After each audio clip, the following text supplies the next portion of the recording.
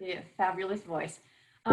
So as we begin, we have Dr. Amy Canavello, and Dr. Canevello is going to talk about her lab and all the work she does in her research lab and the work with students.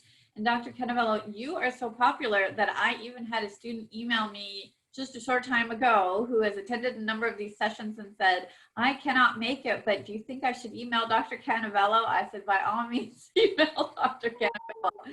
So I am thrilled with students' interest in participation.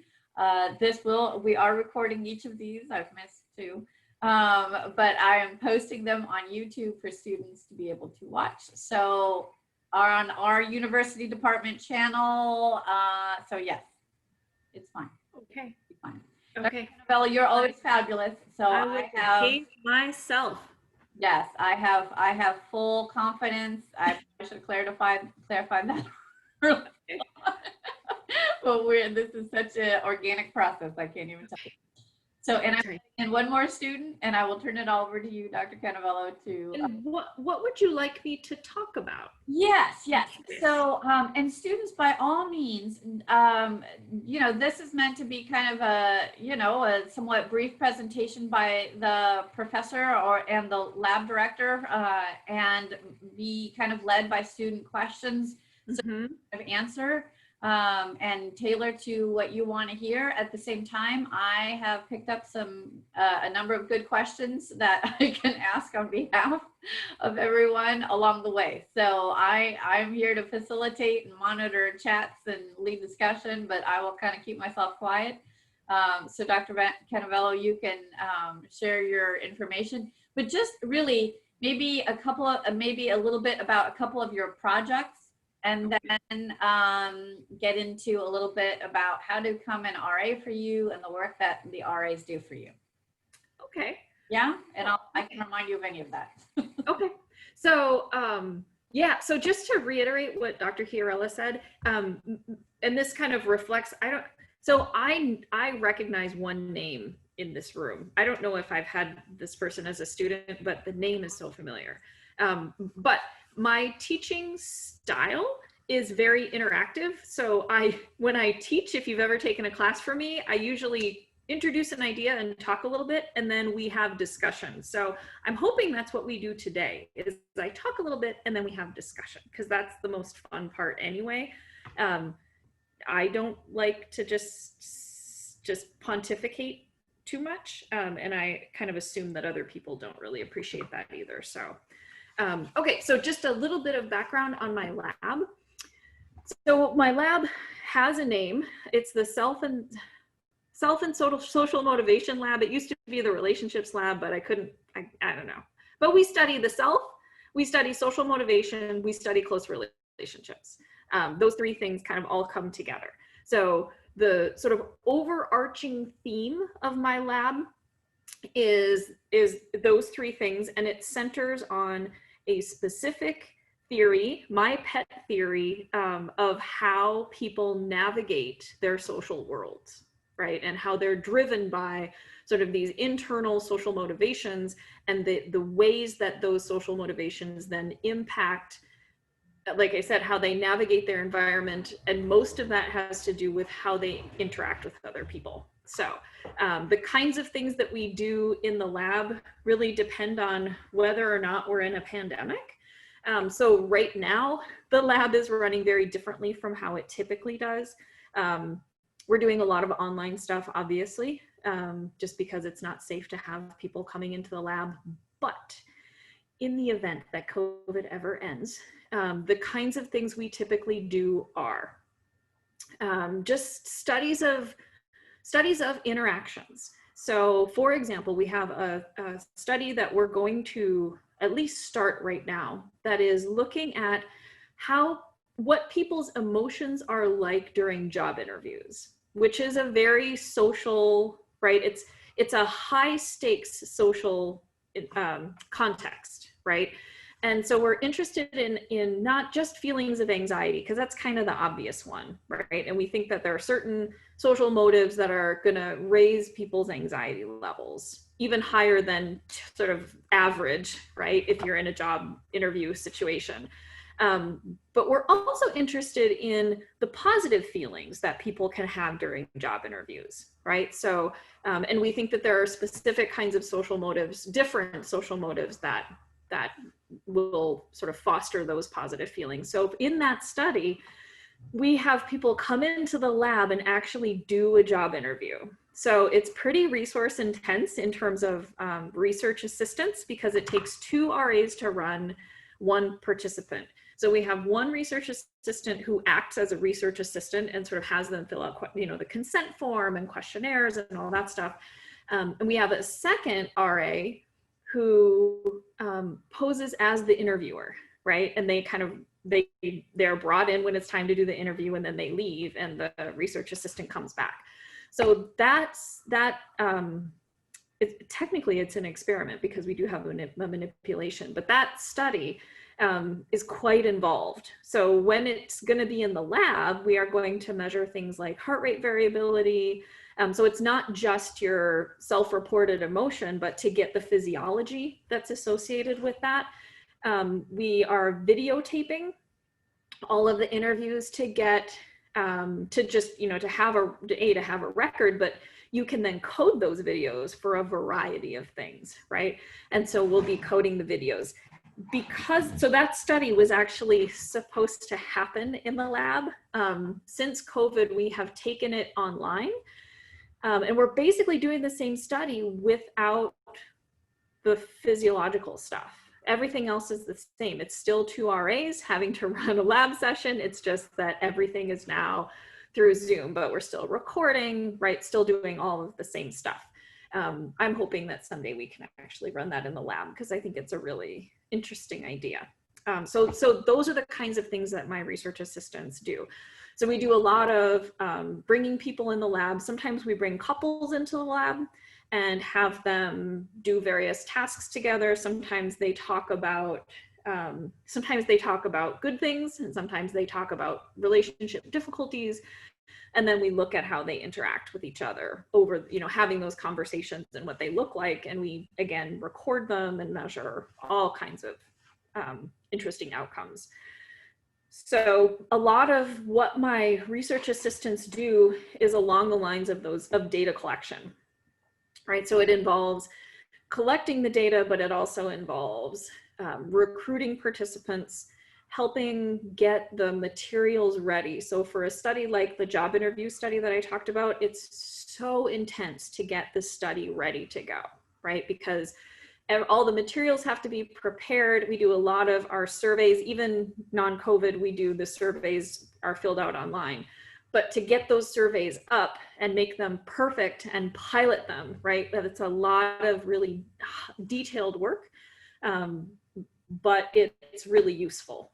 So the RAs spend a lot of time just making sure things are running really well before we put a participant in that space. Yeah, I'm trying to think of what other, I probably don't need to say anything else about what we do. That gives you a general sense of what we do. So to be in my lab, I really am just looking for students who are very interested and very conscientious and willing to do the work. So there aren't necessarily a whole lot of, you don't need a lot of prerequisite knowledge. I want people who have taken research methods, because if you haven't taken research methods, it's really hard to sort of understand what's going on. But if you've taken methods and done reasonably well, that's usually a good sign. And then I just need people who are interested and who are willing to do the work. In terms of having specific skills, I train my research assistants to do what they need to do, right? So I don't expect that people will come in with working knowledge of statistical programs, or even, you know, the software that we, or the online programs that we use for data collection. I will teach everyone how to do what they need to do, but I just need people who are willing to do it, right? And we teach people how to collect data, right? We practice running protocol, et cetera. So that's really what I'm looking for. I do have a minimum GPA. I need a 3.5 is preferred. I will go a little bit lower than that if people have really good experience or they have just really strong applications. If you're interested in applying, just send me an email, and I don't know how we get them that information, but if you go to the psychology department website, I'm there. Yeah, actually, I've been showing students that first of all, the research assistantship, you're looking at basically adding a class in terms of how that works in terms of banner and signing up for classes, and you can find that information on undergraduate research assistantships in undergraduate programs and learning opportunities. And in terms of finding people, and I will get out something to everybody at the end of the week, but people, you can find us on our on the psychology website again, under people, Dr. Canevello, her location in Colvard, her phone number, her email address, and a little blurb about Dr. Canevello. So that information is there and accessible to students. Plus, I'll probably be sending out information in terms of how to connect with faculty at the end, which is what I did last year as well. So I think that'll be helpful to students in terms of tracking people down. So yeah. And I'm trying to think, maybe if you could walk us through a little bit. You're giving us all the good info, but the actual application process. Yes. So students email you if they're interested. Yeah. So I'm a particularly hands-on kind of person. So when you're somebody who studies social interactions and close relationships, you like to interact with people to get to know them. So I'm pretty hands-on with my application process. If you want to get an application, send me an email. Then I'll know your name, and I know that you're interested, and I'll be looking for your stuff. I'll send you the application. It's just a Word document that I have you fill out various questions. But in addition to the application itself, it's just answer the questions, right? It's not hard. Just looking for information about you. I ask for a CV or a resume if you have one. I ask for a transcript, and I ask for a writing sample. The writing sample is not required, but it is highly recommended. And then people send their stuff back in, and I do my applications on a rolling basis. So basically, as people send me a completed application, I typically interview them within 3 or 4 days and make a decision about hiring them. So I don't save everything for the end and then and then interview everybody and try to make those kinds of decisions. So basically, once the positions are full, they're full, and we can't take any more people. So I typically fill up before, fall semester. Usually the sort of deadline for having your applications in is usually December 1-ish, in that ballpark, but I'm typically full well before Thanksgiving. And then any applications that come in late, I just have to say, look, we're really full. So try again next semester. But that's kind of the process. I do an interview and meet, because I'm a relationships researcher. I want to meet people. I want to see what you're like, right? So I do an interview. They're not necessarily like intimidating or hard, but I do want to talk to you and see what your thinking is. I've been told that I ask challenging questions, but that's okay, because challenge is good. Right? I want to see how people are thinking, because when you're a research assistant, yes, we do teach you everything you need to know, but then once in a while you're going to get a participant who does something interesting, right? And I want to see how people problem solve and how they react to the unexpected. Can you keep your cool and sort of think about, okay, well, this is what the procedure looks like. This is the goal. Here's how I handle this issue to get around it, right? And in an appropriate way that maybe we can then keep the data, right? Or whatever the issue is. So I'm looking for sort of critical, I don't know if it's necessarily critical thinking skills, but thinking on your feet. Good thinking. Yeah, thinking on your feet, basically, right? And can you understand the big ideas and put pieces together? So, yeah. Sounds good. Students, and Dr. Canevello, just for the sake of me being mindful of everyone's time, I see we have about 9 more minutes, which is absolutely fine. Dr. Canevello can certainly tell you more things about her research, and I can maybe clarify a few more things to kind of consider in this process. But truly, do you have any questions for us that Dr. Canevello, or maybe myself, but particularly Dr. Canevello, can answer? Dr. Canevello, hello. Hi. My name is Amanda Kelly. I'm actually one of your students in social psychology. Oh, okay. Yeah, so I have a question. I was wondering how much time per week would you expect your RAs to put into the work? Like, I just want to understand how demanding it is, because Yes. I mean, you know, I am a double major, so I just kind of feel like time is just a concept that is a constant battle, but I'm also very interested. Yes. So So that is a really good question. So in COVID, I have, so actually even outside of COVID, I have people can either sign up for 2 or 3 credit hours. If you sign up for 3 credit hours, that's the equivalent of 12 hours outside, or 12 hours of lab work. That'll include meetings, right? But it'll also include just being in the lab. If you take 2 credits, that equates to 9 hours in the lab. okay. So it's a bit of time, but being in the lab is, you just have to be there to learn anything. You have to be physically present, right? This is a very experiential, it's experiential learning, right? So you can't just put in 2 or 3 hours a week and have that, right, think you're going to learn anything, because you're just getting started in 2 or 3 hours, right? And then you get momentum in those later hours. So so that's sort of the breakdown. I typically don't do 1 credit, because that's just not enough time in the lab to really learn anything. And it's not enough time in the lab to actually get anything done on my side. So I see the research assistant position is beneficial for everyone, right? It should benefit you and it should benefit me. So 1 credit hour doesn't benefit anybody very much.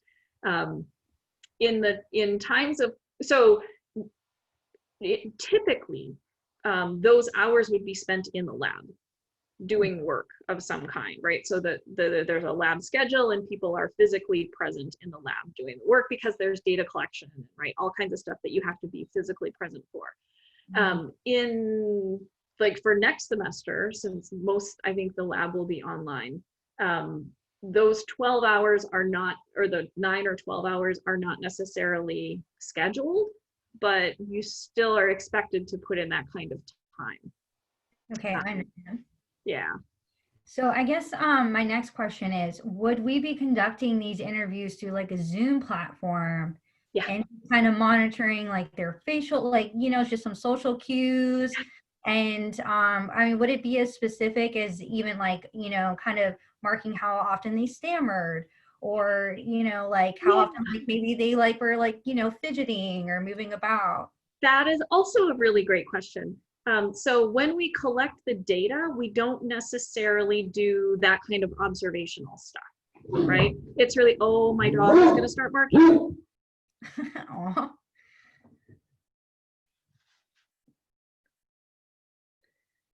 If you have not seen Henry, he is a sight to behold, everybody. The mailman is here, and we really dislike the mailman. So, but anyway, so when we collect the data, we don't really do a lot of coding, right? We don't do a lot of like analytical stuff. It's really about the procedure and making sure that the procedure is being adhered to, right? That we're doing all the stuff we need to do. But we're recording all of those sessions. So later we will go back and do the coding that you're asking about, right? So we actually are, there's a piece, this is a fairly large study. It's got at least 2 theses. 2 students are doing their thesis from these data, and then there's other stuff that I have in there. But one of those thesis projects is looking at social skills in the workplace. So she'll be coding the videos for social skills. which I think is super interesting, right? But yeah, that's a great question. Thank you. I appreciate it. Mm-hmm. Hey, everyone, just a moment. I wanted to let you know, I thought I was screen sharing before. Am I screen sharing now or not? Yes, yes, you are. Just checking. So I'm on our psychology department website, right? And I have gone to people, and in people you can find all of us. So if you go to Dr. Canevello, there's all her basic contact information. Yeah. That will be helpful to kind of get you started in connecting with Dr. Canevello, so you can you know, explore the lab a little further, maybe think about applying and all those that we were telling you about. So that there's some good information as well. We do have a couple more minutes left, so I didn't mean to cut off questions, but I did want to be able to post that information to you. Other questions? I have a quick question. How long do you usually want your RAs to work with you for? I know some professors have like 1 year, others have 2 years. Excellent question. So I do not want students to be forced to work in my lab if they do not want to be there. So I start off hiring by the semester, right? So you do 1 semester. If it works out well for both of us, then most of my students come back. I don't think I've had anybody in the lab just for a semester and gone. It's been years since that happened. Most students stay for at least an academic year. Some of them stay longer, depending on what they do. The students who stay longer are also the students who tend to do honors thesis with me. Just because I'm more likely to agree to do an honors thesis with somebody who's already in my lab because I know them, right? And I know I can work with them. Usually people who would just walk in my office students I don't know who walk in my office and say, I want to do an honors thesis. I'm like, oh, so I have to do some homework and figure this out. But if it's a student that I know and who already is doing well in my lab, then yeah, we'll pick them up. And so sometimes they stay longer. It just depends on the kind of skill that they want to get, right? And what their long-term goals are.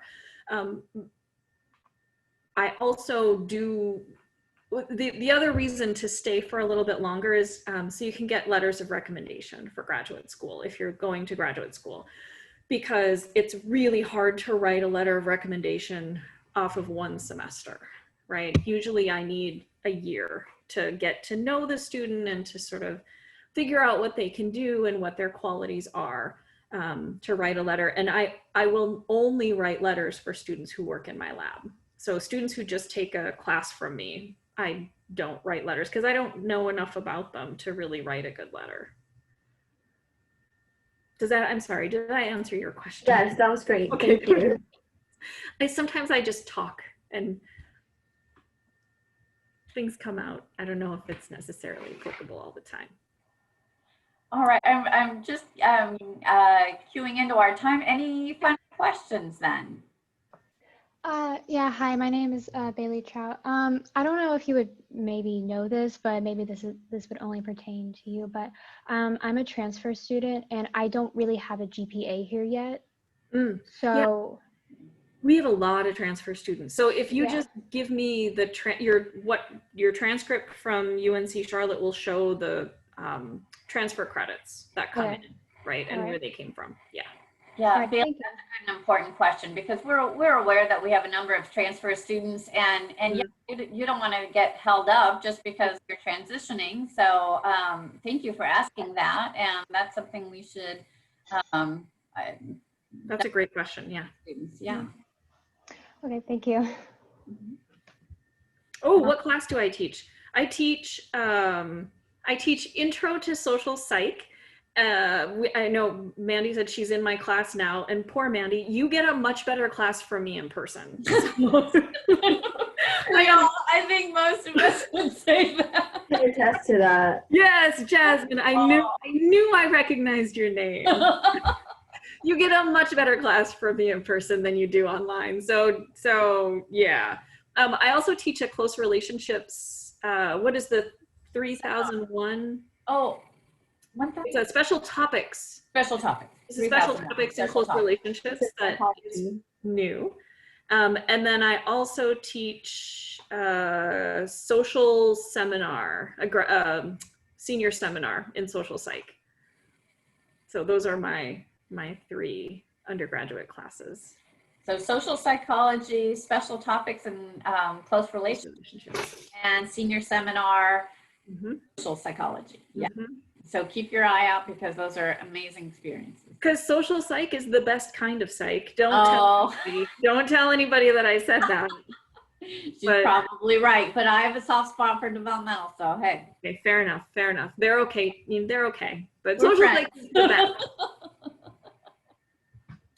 All right, everybody, just because I don't want to cut short on my next session, I have Dr. Jenny LR and her lab coming up next.